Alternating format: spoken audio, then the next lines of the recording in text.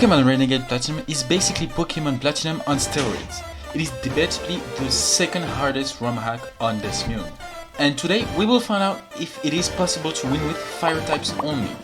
Which there is a ton since it's a ROM hack, right? Right?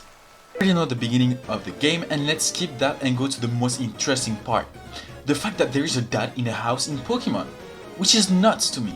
We then find Prof. Ron, who offers us 3 Pokemons, and I don't have much choice and I pick Chimchar, and we fight Dog Water, and we actually lose.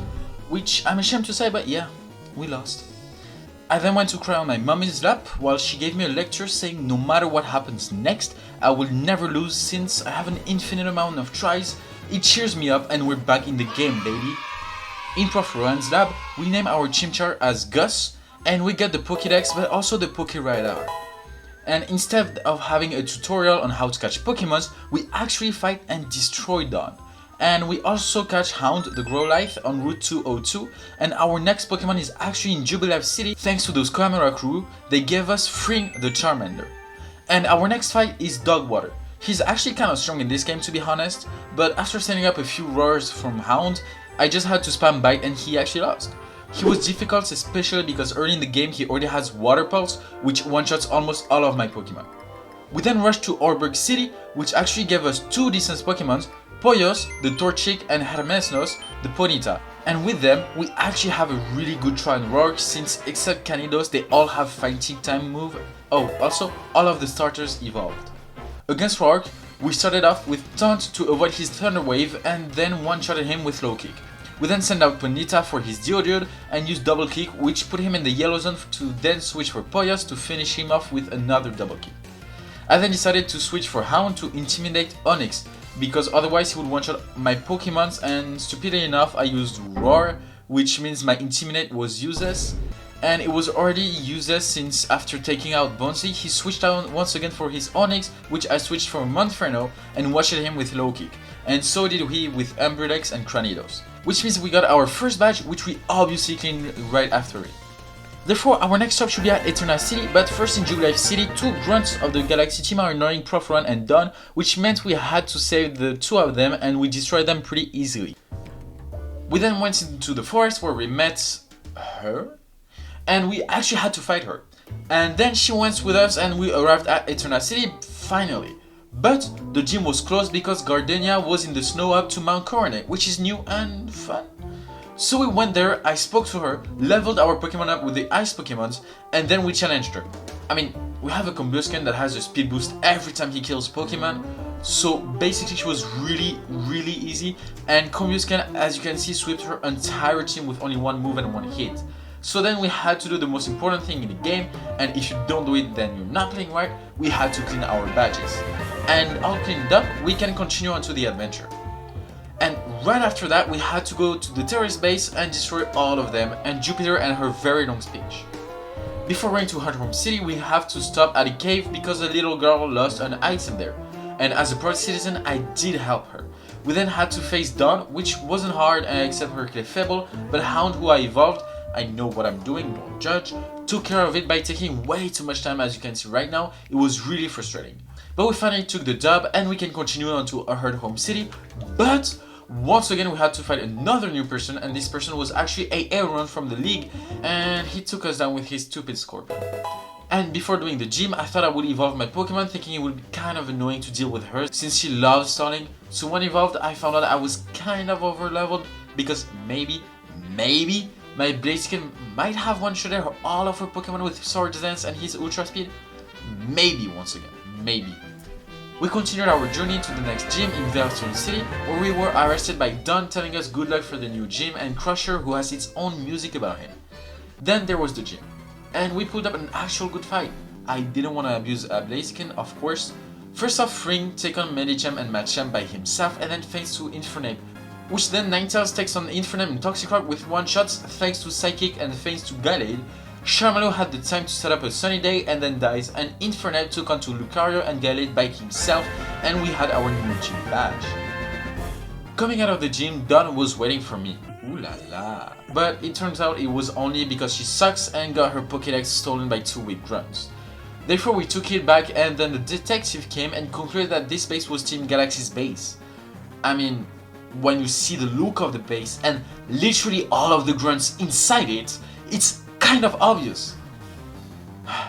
So, coming back to the story, Crusher has gone to Route 212 with a new storyline. We go and talk to him, and instead of walking the route around again, he does the whole way around with a lot of walking. He isn't the smartest of them all, if you ask me. But anyway, we don't care. Let's go and fight him.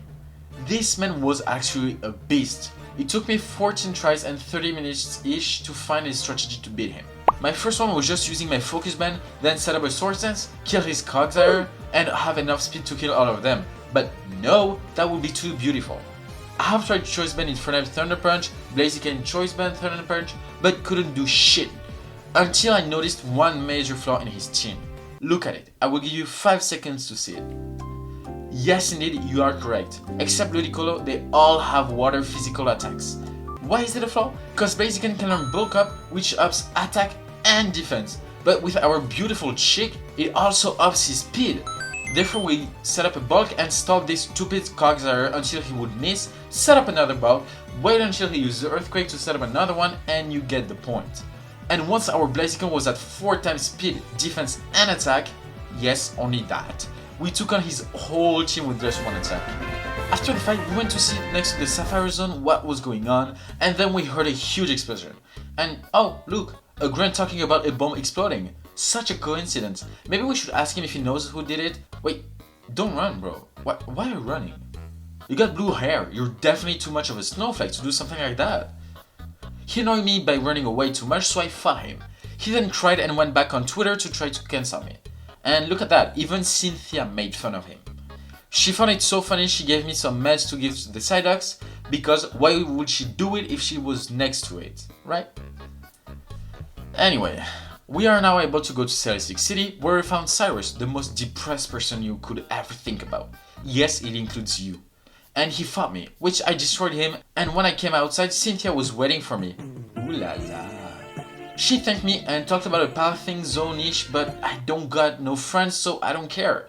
And on my way to Canalave City, I decided to EV train my Pokemon because I definitely need some maxed EV over level Pokemons against a Steel Gym and an Ice Gym, am I right? Why wouldn't I do it before a Water Gym? It would be too easy. It wasn't a total dumb mistake by me. So, before that we had to fight Dogwater, which wasn't difficult. At this point he do deserves his name. And then once again, another gym leader who's gone missing and I have to talk to him. But he won't challenge me until I visit the Iron Island. He refuses to fight. That is a professional gym leader. So anyway, yada yada yada boob. Hi Mr. Baron, I hope you will give me a good fight. Okay, goodbye Mr. Baron. After beating him, Dogwater waits for us in front of the door. Oh la la. And while talking to the prof here, we hear a huge boom. We then go outside and the legs have been attacked by the Team Galaxy. Therefore we go and we smack them down with our fire types, and on our route we discover that Dogwater is probably getting destroyed by the Team Galaxy, but we don't care, we just want the badge. And with our fire type team, it was very easy and we smacked for them with no problem. Finally being able to climb that stupid wall, we found Dogwater on the ground whining because he got destroyed, saying that he sucks and he will get better, but no one asked, bro, shut up! We then went to Veilstone City to take on Cyrus, and he had a speech, and this is basically what he sounded like.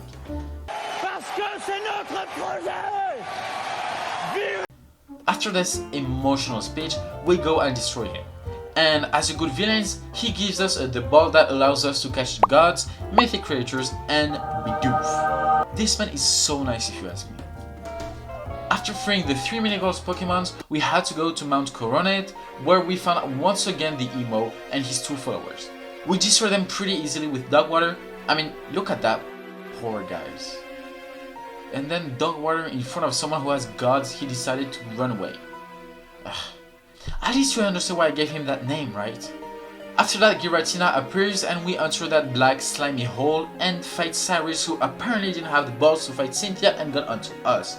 He had Jalga and Palkia this time, but it wasn't difficult at all. Hound, our Arcanine, is actually very strong, and I regret not having him earlier instead of this weak Shamalo. But then he was in front of us, the god of another dimension. Satan for certain people. And just like that, we saved the world. Cyrus rage quits and he sold the F out of us. Cynthia calmly says mad cause bad, and that was it. We went back out from that white slimy hole. Our next stop was Sunny Shore City, where we fought the 8th gym, and he was really difficult as you can see. We had to stall Luxray to die to his own wild charge, but then after countless half portions, we finally won and got our 8th badge. And look at that, all of them are so clean. You know, I thought we wouldn't be able to pass Crusher, and this video wouldn't have come out, but I'm proud of myself. Yet. Next was the league, and the league in the Sinnoh region is no joke. One mistake there and I get swept. So here I was, in front of the league. Our first match was against Aaron. What the hell are you doing here, Dogwater? Get the hell out of here. Back to the league. Here I was in front of Aaron with my over-leveled Pokemon, which meant it only took Ninetales to sweep his whole team. Next was Bertha, which I actually got swept, but on our second try we started with Infernape, which he decided to start with Tyranitar for some reason, so it was an easy KO, but then he got one-shotted by Cogsire, and Blaziken, the big man, sacked 2 attacks on 3 HP, which meant the weapon of mass destruction was on. Cogsire was out of the picture. Darkshire was out of... Oh, never mind. Now Darkshire was out of the picture, and then his Rapier took out all of my Pokemons, but Blaziken, who got revived, one-shot him. One-shotted my Muswana and Torterra. Who needs bulk up? Blaziken said. And then I was against my impersonator. He thought he would beat me or something, but he forgot that this is my place. This is the room of Pulos. Get the hell out of here. Then came Lucian, who was even easier than all of the other league members. His measurement has only one use, and it is to set up, reflect and light screen. Knowing that, it meant I could easily can mine the crap out of One Piece, and then if you've seen my video on Pokemon Insurgents, link in the description, you already know what is about to happen. Now came Cynthia, our final boss. She was the one who could possibly take hours to win. I had set up strategies. I put hours into max EVing all of my Pokemon, over-leveling them. All of that just for her. And you know I'm serious when I'm not spinning the text. She would probably get her Milotic first, but that's okay since Blaziken has Thunder Punch. Wait, why did she get her Spiritomb out? Her Spiritomb has nothing to do against me. Oh well, might just bulk up, am I right? She then took her Milotic out, but she was no match for our buffed Blaziken. Togekiss was next, but nothing could be done against Blaziken. I thought I was facing a bot, and yet she was facing a bot. The piano music, it was to scare her, not me. And just like that, we won. Indeed, fire types can easily outmatch the Sinnoh region. And yeah, that was it. I hope you enjoyed the video. I definitely did, and don't forget to subscribe. More content is coming up with even better quality each video. Don't forget to subscribe and to like.